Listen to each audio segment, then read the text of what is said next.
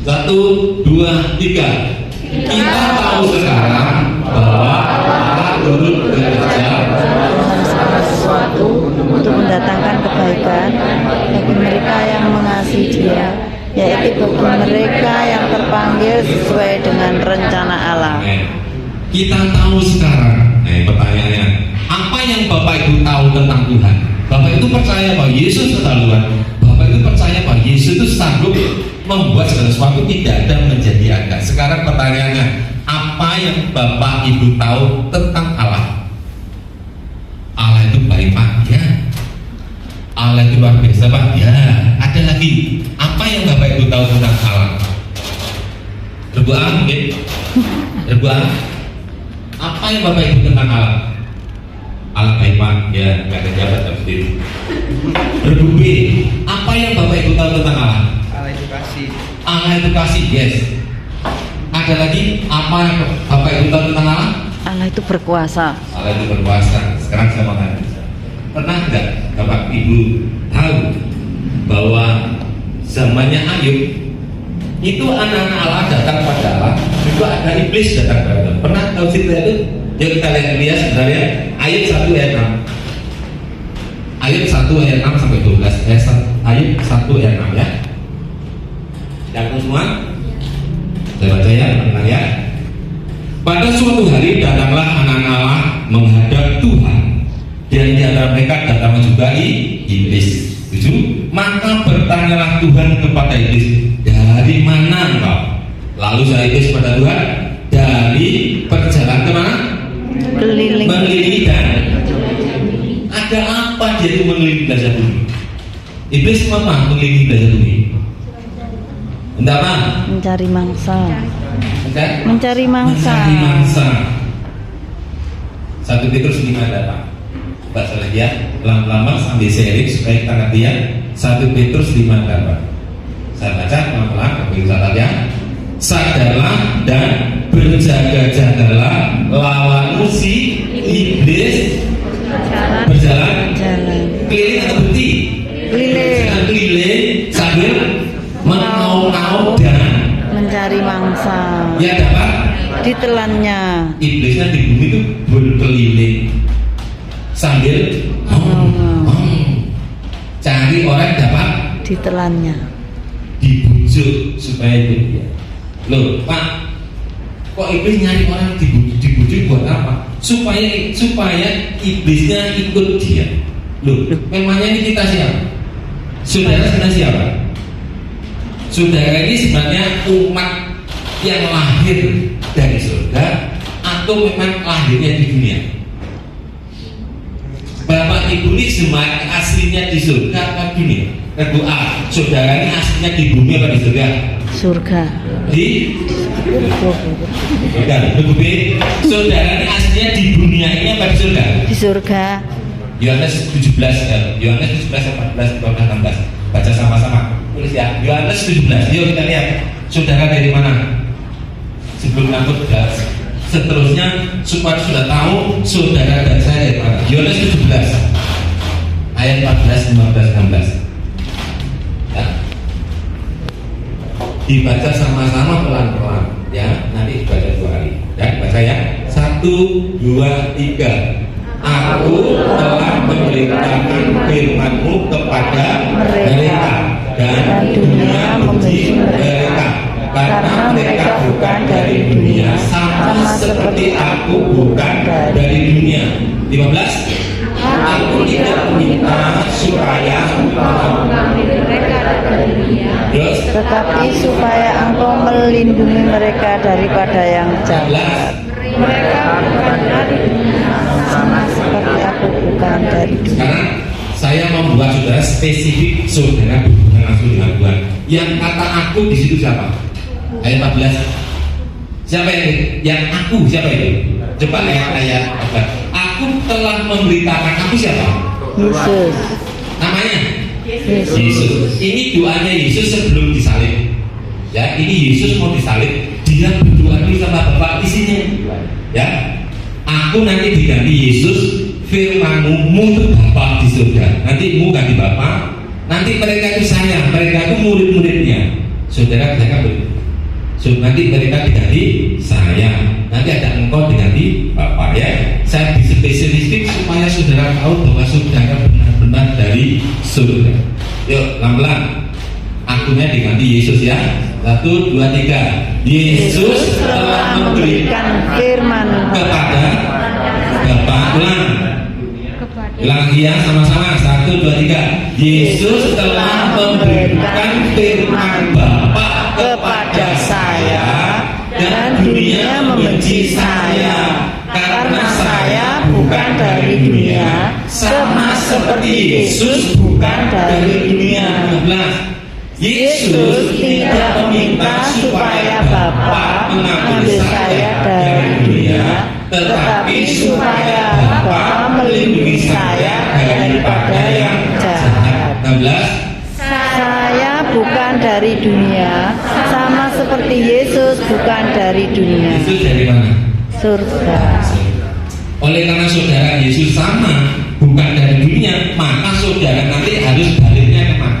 Ke surga. Surga. Kalau saudara balik surga, maka saudara harus tahu, harus sadar bahwa iblis yang berjalan keliling mengelilingi kita itu menarik saudara untuk tidak balik ke surga.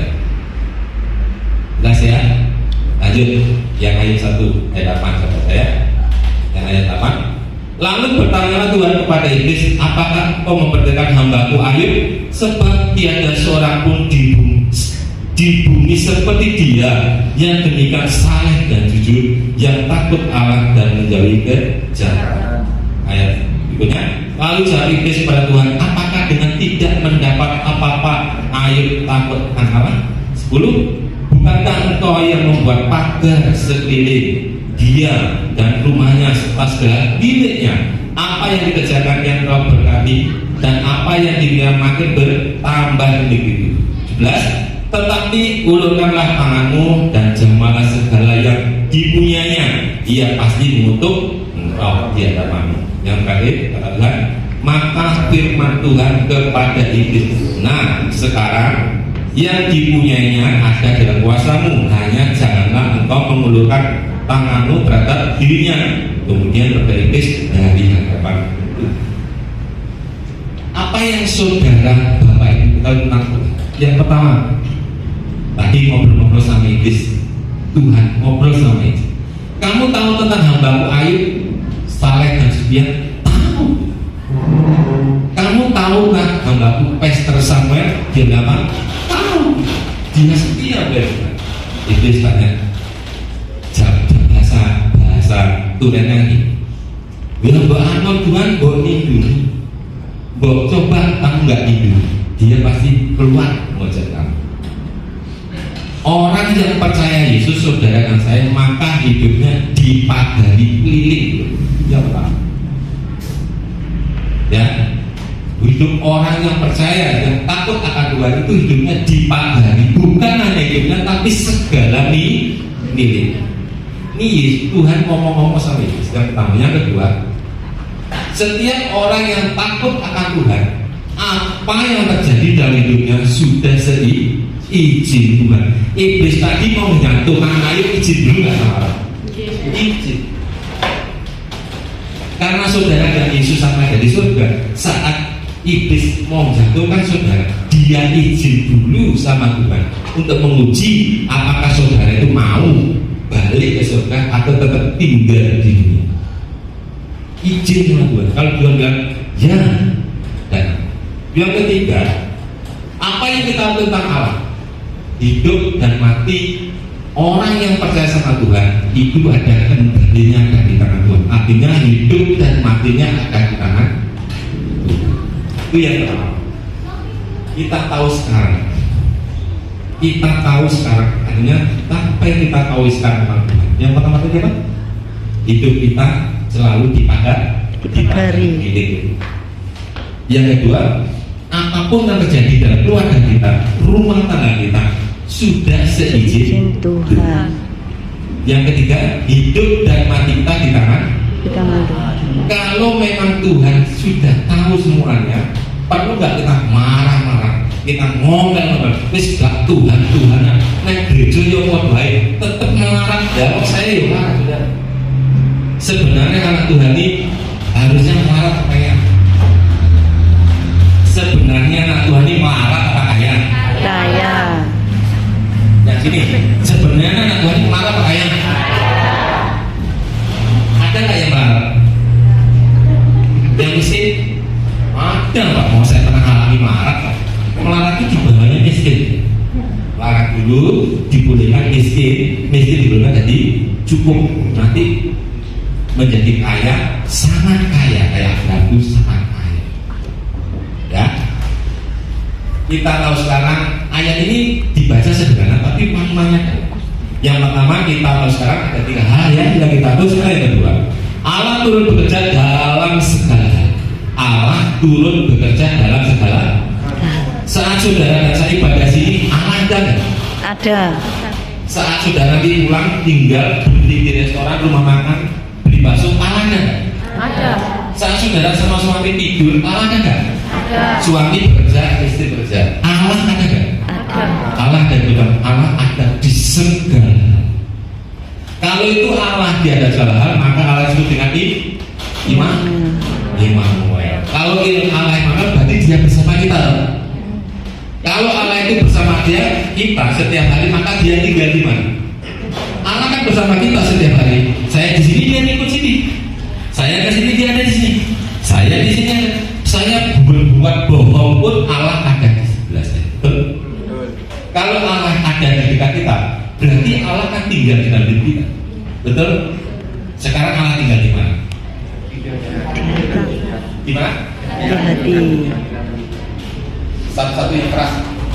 Di hati dan pikiran kita. Pikiran Dan hati kita. dan hati. Ini huruf B ya. Kalau Allah berarti bersama kita tinggalnya di mana? Di. Coba saya ingin jelas ya. Roma 10 ayat 8. Ini agak sharing kok ya, kan bukan khotbah. Iya. Ya sama-sama kita belajar ya. Roma 10 ayat 8. Saya minta jemaat yang membaca yang paling keras. Yuk, Roma 10 ayat 8. Ada? Masa gak berani baca firman? Roma 10 ayat 8. Iya. Tetapi apakah katanya ini firman itu dekat kepadamu, yakni di dalam mulutmu dan di dalam hatimu. Itulah firman iman yang kami beritakan. Pada mulanya dalam firman bersama Allah dalam firman. Allah firman itu menjelma dari manusia dan tinggal bersama kita. Namanya siapa? Yesus. Yesus sama kayak dengan firman. Sama. Kalau Yesus sama dengan firman, maka firman itu bersama-sama kita tinggalnya di mana? Di hati dan di Tinggalnya di mulut. mana? Di hati. Mulut dan Di hati. Kenapa Bapak Ibu tak suruh ngomong supaya firman itu hidup dan dimulai? Kalau saudara bisa ngomong setiap hari tentang firman, lihatlah nanti pasti ada perubahan dari itu. Firman yang bersama kita tinggalnya di mana? Hati dan Mulut mulut. dan hati. Kalau Allah itu tinggal di mulut kita setiap hari, maka mulut ini bisa menciptakan dari yang tidak ada menjadi ada. Amin. Sebab segala sesuatu yang terjadi itu dijadikan atas dasar firman. Melarat jadi miskin dulu itu karena firman. Karena saya mengalami melarat jadi miskin, maka saya berkata pada saudara, yang tidak mungkin jadi mungkin karena lewatnya di mana? Hati dan mulut. Mulut. Makanya mulut ini harus hati. Kalau saudara bilang sama anak saudara, maaf, kamu dasar goblok, saudara yakin dan percaya bahwa kamu akan jadi anak goblok. Karena kenapa? Mulutnya berkuasa. Saudara kuliah, dosennya angker. Anak saya itu kuliah, dosennya angker. Tidak ada pernah lulus dalam studi yang sama. Dia ada profesor yang sudah anak matua atau video call saya dibuat saya ini dosen angker. Tapi saya bilang sama kamu kalau bilang dosen angker kamu tidak akan lulus. Katakan dengan mulut dalam nama Yesus, dosen itu akan memberikan mata pelajarannya saya lulus. Waktu ujian kelihatan nilainya A. Perkataannya ini harus membuat dia terbangun oleh karena adanya Kuasa. aku mak daganganku sepi. Saudara itu berkatalah 10 kali aja sepi. dalam 1, 2, 3 hari pasti langsung. Karena apa? Saudara menciptakan, bukan nggak saudara dan saya ini, kadang-kadang malaikat ini bingung ya di gereja. Aku diberkati, guys, malaikat Tuhan, dia mau diberkati Tuhan, kirim semua berkat, datang kan, terus kamu, aduh, sepi, malaikat balik, Tuhan, dia bilang sepi, bingung nggak malaikat? Bingung. Sekarang saudara saya tahu bahwa ini adalah mencipta. Mulutnya diciptakan, maka mulut berkata-kata, hatinya Percaya. hatinya Percaya. Orang percaya dengan hati, dengan mulut, Dengan apa dengan pikiran? Coba sih Roma 10:9, Roma 10:10, Roma 10:10. Mau coba dia, Roma 10:10 ya. Waktunya terus lagi ya. Roma, maaf, sorry, saya salah.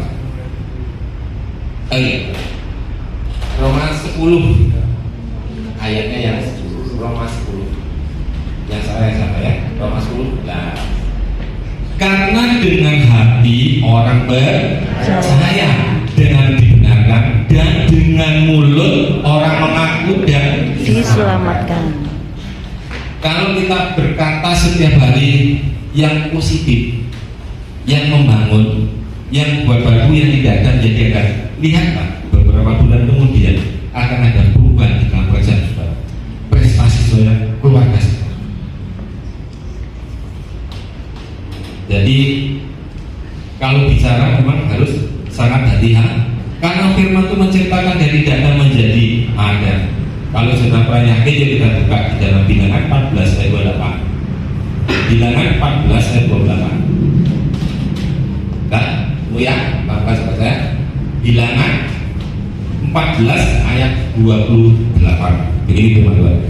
Katakanlah kepada mereka, demi aku yang hidup, demikianlah firman Tuhan, bahwasanya seperti yang kamu katakan di hadapanku, demikianlah akan kulakukan kepada setiap Tuhan kasih kesempatan. Besok lagi ya kok toko nih dibanding mana ini sepi, apalagi kamu depan gelap, sama menakutkan. Tahun depan gelap, iya dunia itu gelap, tapi kita bencana, jangan bingung ya. Yang ketiga, kita tahu sekarang bahwa Allah turut bekerja untuk mendatangkan kebaikan. Nah, kalau Allah tadi turut bekerja dalam segala sesuatu, dimanapun kita ada, dimanapun kita berdoa, berarti Allah mengabulkan kita.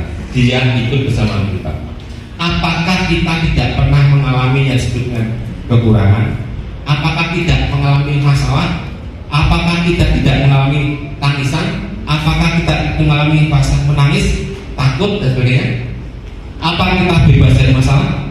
Tidak. Tidak. Jadi saya mau kasih contoh Daniel 6 ayat 8.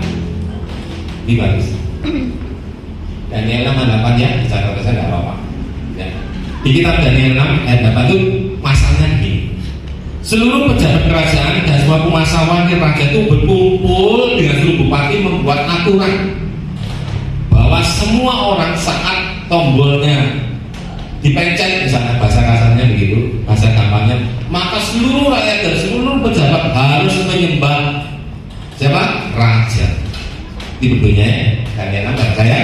Semua pejabat tinggi kerajaan itu, semua penguasa dan wakil raja, para menteri dan bupati telah mufakat supaya dikeluarkan kiranya suatu penetapan raja dan ditetapkan suatu larangan agar barang siapa yang dalam 30 hari menyampaikan permohonan kepada salah satu dewa atau manusia kecuali kepada tuanku ya raja, maka ia akan dilempar ke dalam gua. Itu problem bagi Daniel. Terus Daniel apa Daniel terus berdoa sembunyi-sembunyi, aku supaya tidak.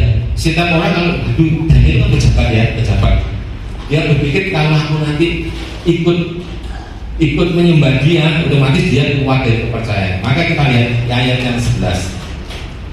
Ayat 11. Ini doanya Daniel.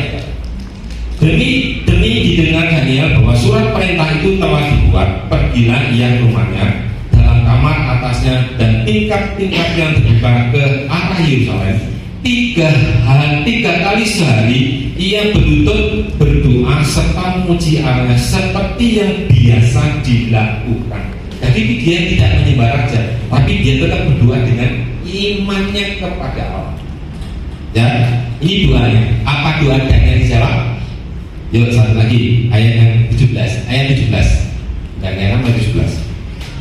Sahabat saya, sesudah itu raja memberi perintah, lalu diambilnya Daniel dan dilemparkan ke dalam gua singa. Berpesanlah raja kepada Daniel, Allahmu yang kau sembah dengan tekun, dialah kiranya yang melepaskanmu. Pada waktu Daniel berdoa kepada Tuhan, Daniel pasti di dalam hatinya ada rasa gemetar itu masih ada. Sebab nanti kalau dia ketahuan berdoa, dia pasti dilempar ke gua singa. Daniel tetap berdoa, tapi apa doanya Daniel dijawab sama Tuhan? Tidak. Malah Daniel ditangkap terus dilemparkan ke gua singa. Oh, ini tidak baik bagi Daniel. Sudah berdoa Tuhan bersama dia mana, tapi dia nggak ada hasil, kok malah dilempar ke gua singa. Sekarang keputusan Tuhan yang terbaik. Ayat 23. Dan keputusan Tuhan yang terbaik. 6 Daniel 6 atau 3 ya. Allahku telah mengutus malaikatnya untuk mengatupkan mulut singa itu sehingga mereka tidak mengapa-apakan aku, karena ternyata aku tidak bersalah di hadapannya, tetapi juga terdapat tuanku ya raja, aku tidak melakukan kejahatan. Pada waktu dia dimasukkan dengan dua singa, masuk di singa. Kalau sudah lihat videonya, singanya datang ke dia, malah ngelus-ngelus dilempok saudara. Di bawahnya singa, malah dia tidur-tiduran sama dengan Daniel saudara. Dia ada di situ, kan harusnya dia harus makan Daniel, tapi dia keputusan Tuhan yang terbaik dalam segala hal yang yang baiknya tadi harus gimana? Harusnya doanya Daniel tadi dikabulkan, tapi tidak dikabulkan sama Tuhan, malah ditangkap, dimasukkan gua. Satu lagi sampaikan ilustrasi Bapak. Ini kejadiannya saya lupa, ini kesaksian hamba Tuhan, tapi di YouTube. Coba nanti kita lihat. Ada seorang pemuda, tapi tidak di Indonesia ya, ada di luar negeri ya itu. Ada seorang pemuda itu mempunyai satu kuda. Dia sudah tidak punya ayah, dia tidak punya ibu, dia tinggal sendirian. Kudanya yang satu ini ditaruh di tempat wisata. Jadi kalau ada naik kuda, dia urut ada urutnya. Tapi dia ini orang percaya Yesus.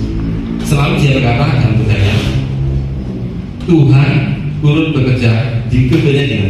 Tuhan turut bekerja dalam segala hal untuk melakukan kebaikan bagi saya. Dia berkata, dia teman-temannya selalu mendengar doanya dia berkata, Tuhan selalu bekerja untuk mendatangkan kebaikan. Selalu dikatakan terus dia bekerja. Bapak Ibu, kejadiannya beberapa bulan kemudian dia saat dia istirahat makan, kudanya hilang. Dia cari kudanya, tuanya sampai semua pengunjung habis, sampai teman-teman ditanya, "Tapi mana kudamu? Tadi di sini, kok nggak benar?" Katanya Allah bekerja dalam sekali. Mana kok bisa hilang? Kamu yang mana kok bisa hilang? Dia berkata, saya yakin Allah bekerja dalam segala hal untuk mendatangkan kebaikan bagi saya. Dia berkata itu. Dia pulang, dia berdoa sama Tuhan. Tuhan, kuda saya hilang. Aku percaya bahwa Kau turut bekerja dalam segala hal dalam hidupku untuk mendatangkan kebaikan.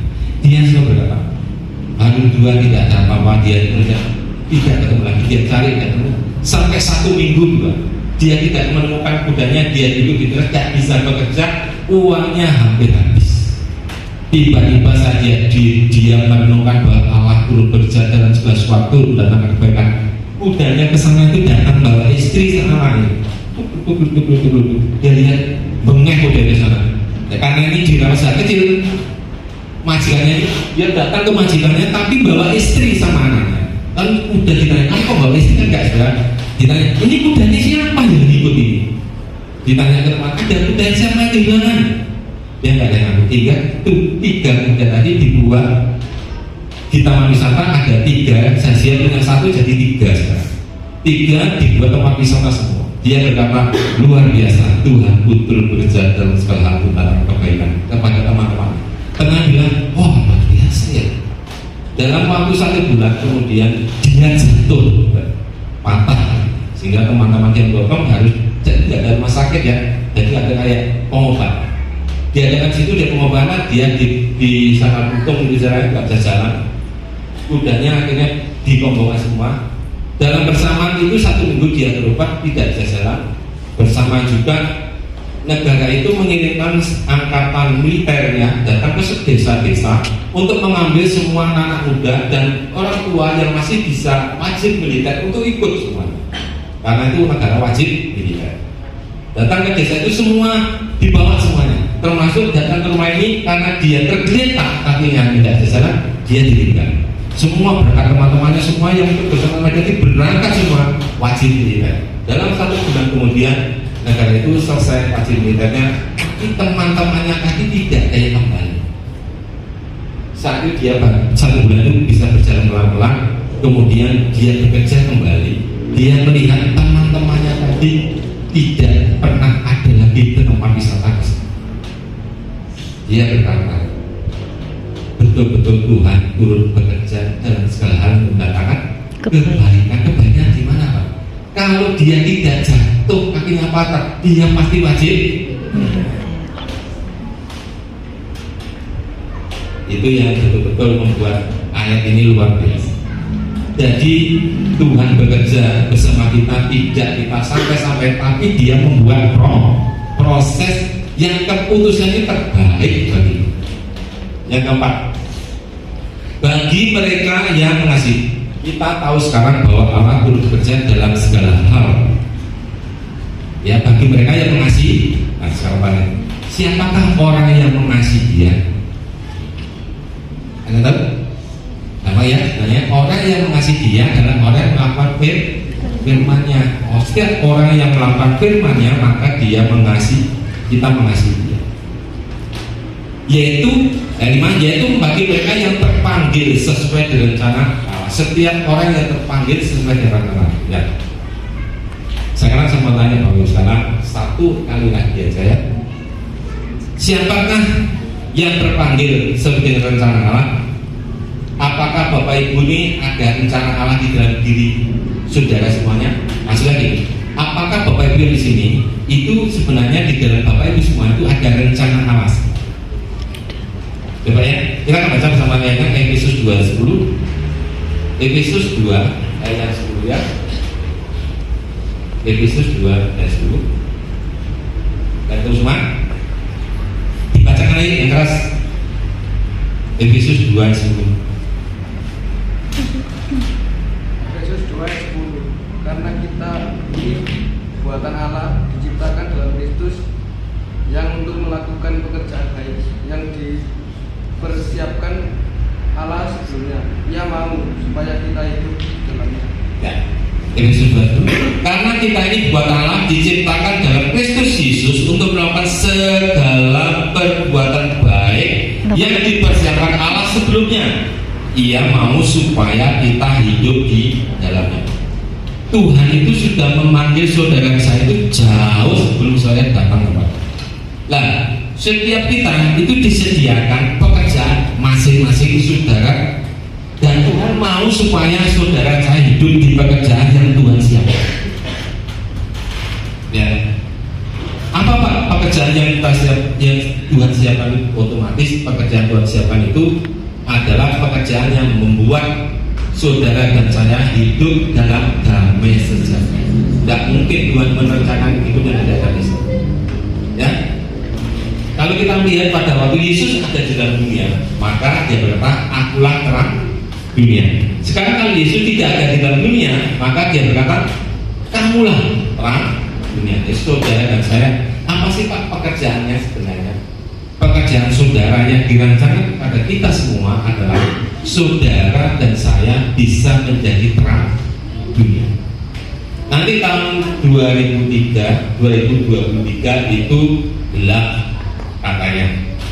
1 bulan lalu saya lihat di televisi CNN itu IMF dan Badan Bank Dunia berkata bahwa 2023 akan terjadi resesi besar-besaran di dunia. Dan sekarang sudah ada 60 negara yang tidak bisa menghidupi negaranya sendiri. Artinya ada kelaparan.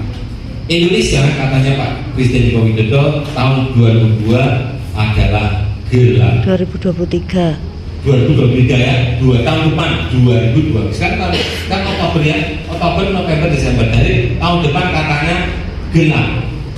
Tetapi firman Tuhan kita bicarakan tadi, maknanya saudara dan saya itu sudah diciptakan Tuhan menjadi terang. Jadi kalau dunia nanti gelap, saudara yang percaya Yesus, yang sungguh-sungguh percaya sama Yesus, saudara tidak akan mengalami kegelapan, tapi saudara akan bersinar yang percaya sehingga yang gelap tadi menjadi terang. Artinya apa Pak? Saudara akan berdampak menolong orang-orang dan dalam kelaparan. Amin. Kenapa? Karena saudara saya adalah anak-anak yang dari surga. Saya ulang lagi, Bapak Ibu saudara adalah orang-orang yang dari surga. Di surga ada krisis tidak? Tidak ada krisis. Saudara, di surga tidak ada krisis. Yang krisis adanya di. Oleh karena itu sekarang kita boleh belajar, terus belajar sama Tuhan supaya saudara di tahun berikutnya dipersiapkan Tuhan untuk menjadi terang. Yang terakhir kesimpulannya apa Pak? Kesimpulannya bahwa Allah menetapkan langkah-langkah orang yang percaya, yang hidupnya berkenan kepadanya. Apabila dia jatuh tidak sampai tergeletak karena tangan Tuhan yang menolong. Saudara dan saya pasti akan problem karena Tuhan itu sukanya proses. Sukanya apa? Proses. Tapi kita sukanya hasilnya. Betul? Prosesnya nggak enak, tapi Tuhan maunya kita diproses supaya dibersihkan. Apa sih tujuannya sudah diproses saudara? Supaya balik karakternya ke surga. Nanti kalau sudah berada di luar di masyarakat kita kadang-kadang kan begini. Kikulane piro Mas? 100. Iki jualnya tak jual 110. Saudara kawan, iki tak tukune 100 ya, lojo, ya rugi wong kulane 150. Jangan sampai begitu saudara. Ini harga berapa? 110.000. Tak ditawar, dan bisa saya jual 110.000. Nanti kalau dari kulane 150, padahal kita kulanya 110. Nanti begitu kok. Ya, kan nggak apa-apa Pak, bongbong dikit. Apalagi seperti ini, bongbong tidak apa-apa. Beda saudara. Saudara tadi dikatakan bahwa saudara sana benihnya dari surga. Kalau saudara dasar benih surga, maka saudara wajib hidup berdasarkan hukum surga. Kalau kita tidak hidup berdasarkan hukum surga, maka saat dunia krisis kita akan ikut krisis. Hukum surga itu gimana Pak? Sedikit lagi ya. Hukum surga itu gini. Kita lihat yang sekarang yang di dunia dulu. Kalau sudah pernah nggak kalimat ini? Hemat pantang. Dengan hasil sedikit kita dapat untung sebanyak-banyaknya. Hukum ekonomi itu hukumnya dunia. Dengan modal sedikit. Dengan modal sedikit mendapat untung yang besar, itu hukumnya dunia.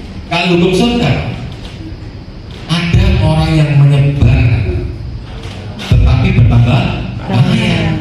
Ada yang menghemat luar biasa, tambah kekurangan. Betul? Beda lagi.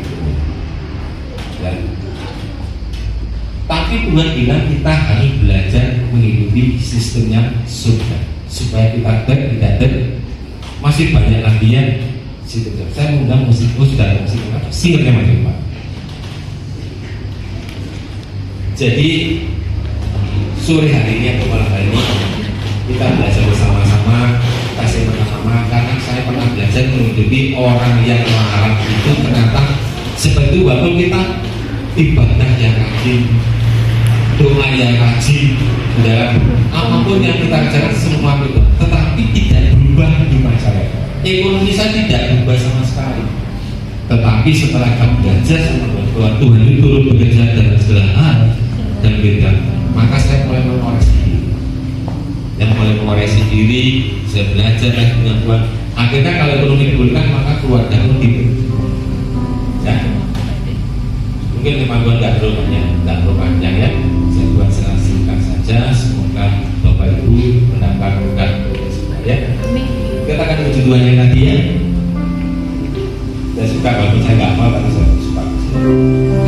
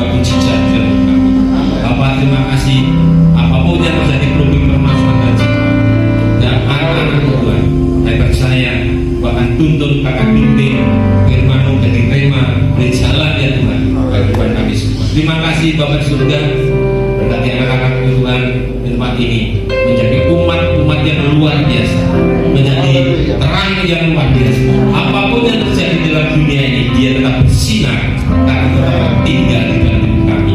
Biarlah firman itu yang tinggal